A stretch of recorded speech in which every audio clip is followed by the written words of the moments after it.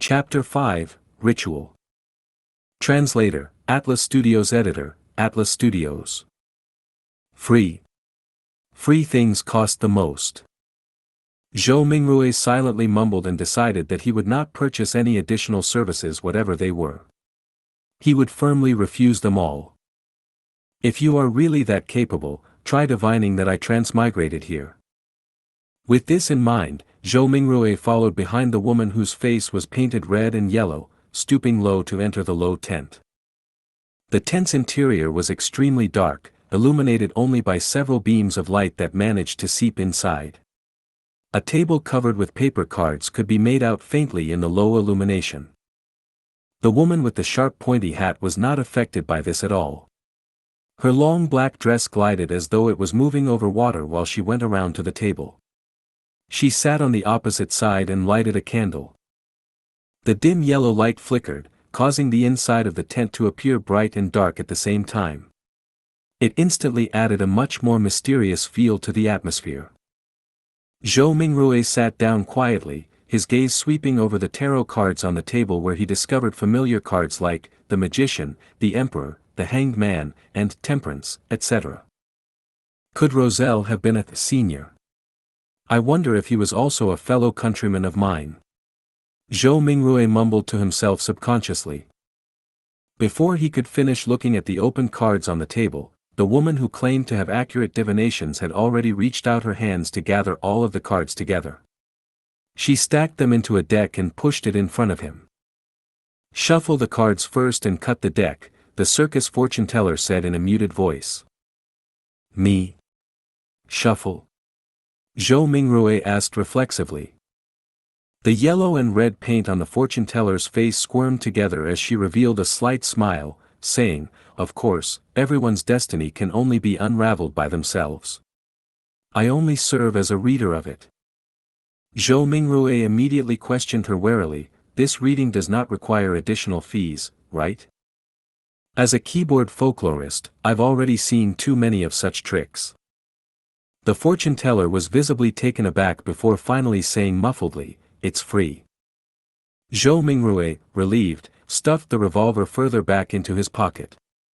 Thereafter, he calmly reached out his two hands to shuffle and cut the deck skillfully. "It's done." He placed the already shuffled tarot cards in the middle of the table. The fortune teller clasped the cards with both her hands and carefully looked at cards for a while. Then, she suddenly opened her mouth and said, "I'm sorry, I forgot to ask, but what would you like to ask about?" Back when he was wooing his first love, Zhou Mingrui had also done research on tarot cards. He asked unhesitatingly, past, present, and future. This was a type of divination as part of tarot card interpretation.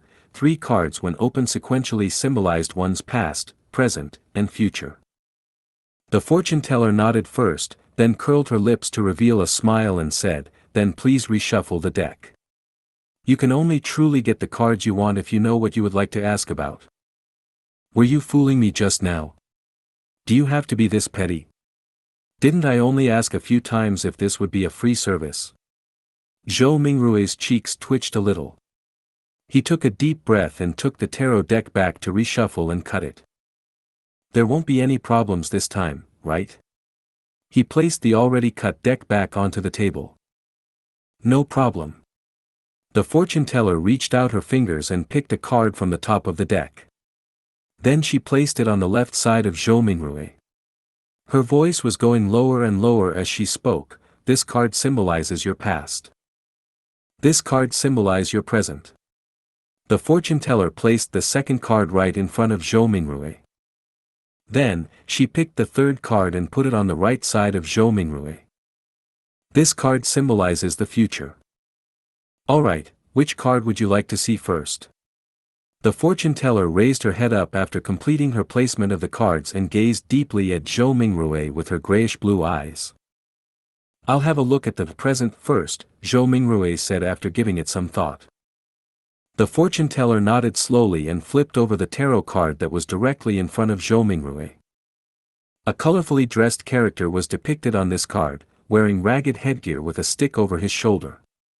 There was a bindle hanging on the end of the stick and a puppy was following behind him. It was numbered 0. The fool, the fortune teller lightly read out the name of the card with her grayish-blue eyes affixed on Zhou Mingrui. The fool.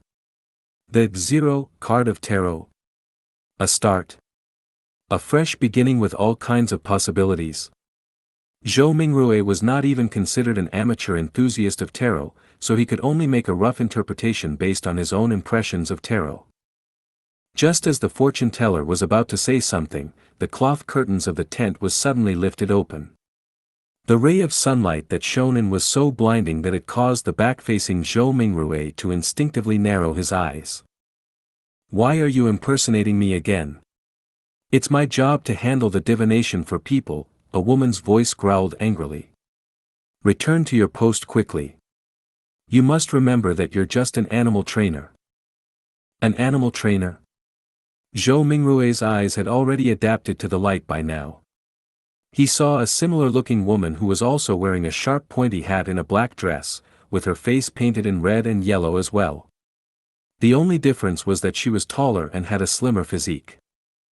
The woman who was seating in front of him immediately stood up and said disgruntledly, "Don't mind this, it's just that I like doing this. But I have to say, my divination and interpretation can be really accurate sometimes. I'm serious."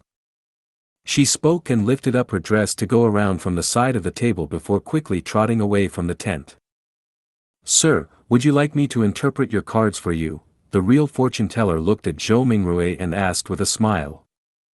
Zhou Mingrui's lips twitched and asked her sincerely, "Is it free?" "No," the real fortune teller answered. "Then forget it." Zhou Mingrui pulled his hands back and put them into his pockets. He clutched his revolver and money before stooping again to exit the tent. Damn! He actually got an animal trainer to be his fortune teller. Was an animal trainer who didn't want to be a fortune teller not a good clown? Zhou Mingrui very quickly put this matter behind him. He spent 7 pence at the lettuce and meat market for a pound of not-so-great mutton. Then, he also bought some tender broad beans, cabbage, onions, potatoes, and other items. Together with the bread that he bought earlier, he spent a total of 25 copper pennies, which converted to 2 soldi and 1 pence. There is really not enough to go around for spending. Poor Benson. Not only had Zhou Mingrui spent the 2 notes that he had brought with him, but it was also necessary for him to top it up with the 1 penny he had in his pocket. He just sighed and did not think further about it as he hurried back home. With the staple food, he could now carry out the luck enhancement ritual. After the second-floor tenants gradually left, Zhou Mingrui was still in no hurry to carry out the ritual. Instead, he translated the blessing stem from the immortal Lord of Heaven and Earth, and related phrases into the ancient Faisak language, as well as the Lone language. He was intending to try the ritual again the next day in those local languages if the original incantation did not take effect. After all, he had to take into consideration the differences between the 2 worlds.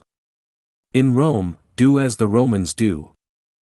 As for translating it into an ancient ritual prayer that used the dedicated Hermes language, Zhou Mingrui had a difficult time completing it due to his lack of vocabulary. After readying everything, he finally took out the 4 loaves of rye bread. He placed one in the corner where the coal stove was originally, one at the bottom inner side of the dress mirror, one at the top of the cupboard where 2 walls met, and one at the right side of the study table where miscellaneous items were kept. With a deep breath, Zhou Mingrui came to the center of the room and spent a few minutes to calm himself.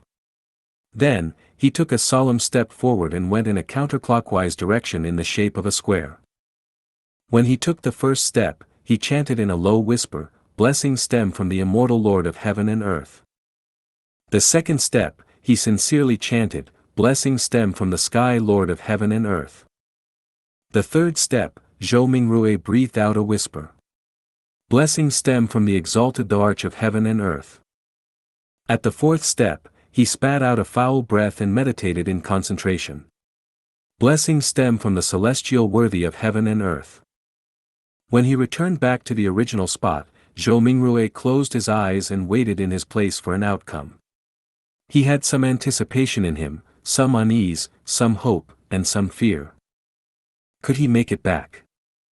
Was there going to be any effect? Could there be some unexpected situation? The unknown in front of him was tainted with the crimson light of hope. Zhou Mingrue's thoughts were swirling in his head and was finding it difficult to quell it. It was at this time that he suddenly felt the surrounding air seem to stop, becoming thick and mysterious. Immediately after, a low whisper could be heard beside his ears that sounded at times real, at times sharp, at times imaginary, at times alluring, at times maniacal, and at times crazy. He clearly did not understand the murmuring that went on, but Zhou Mingrue still couldn't help himself from wanting to listen to it and distinguish what it was saying. His head was in pain again. It was so painful that it felt like someone had stuck a steel drill rod into it. Zhou Mingrue only felt like his head was going to explode. His thoughts were filled with a psychedelic of colors. He knew that something was wrong and tried to open his eyes. However, he wasn't even able to complete such a simple action. His entire body was getting tighter and tighter and it felt like he could just break apart at any time.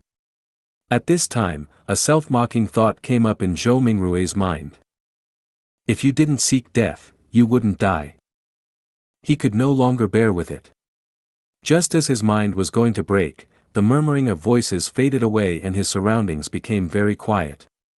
The mood was an erratic one.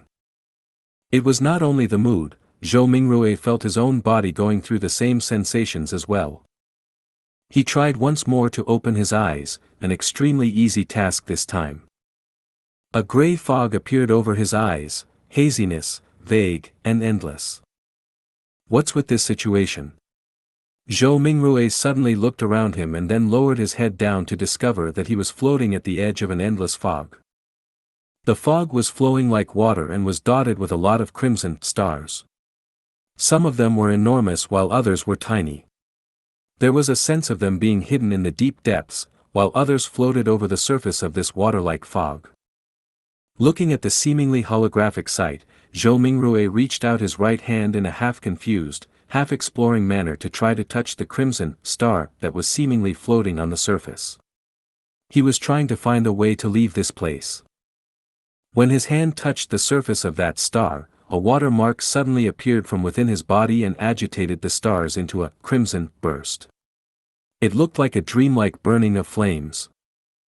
Zhou Mingrue got a fright from it. He retracted his right hand in a panic, but accidentally touched yet another crimson star. As a result, this star burst with splendid light as well. In turn, Zhou Mingrue felt his mind empty and his spirit dissipated.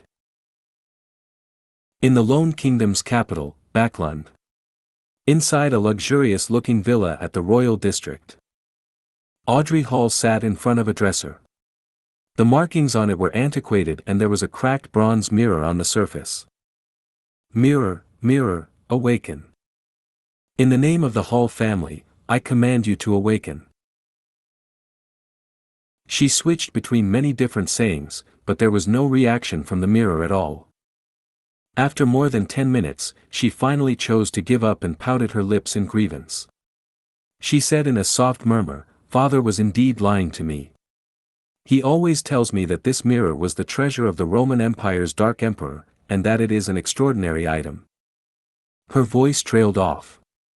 The bronze mirror which rested on the dresser suddenly glowed with a crimson light that shrouded her completely. In the Sonia Sea, a three-masted sailboat that looked like an obvious relic was navigating through a storm. Alger Wilson stood on deck, his body undulating with the currents at sea, maintaining his balance easily.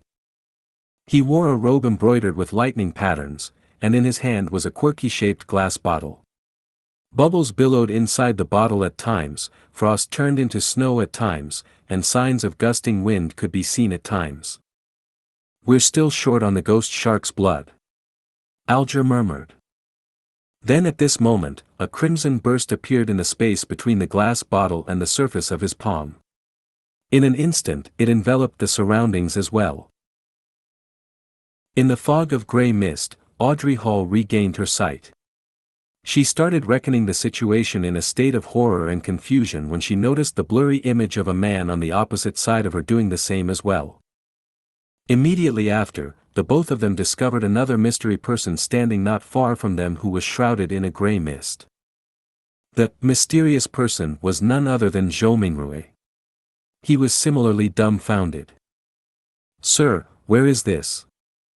Audrey and Alger were startled at first, falling silent in the process. Then, they immediately started speaking in unison. "What are you planning on doing?"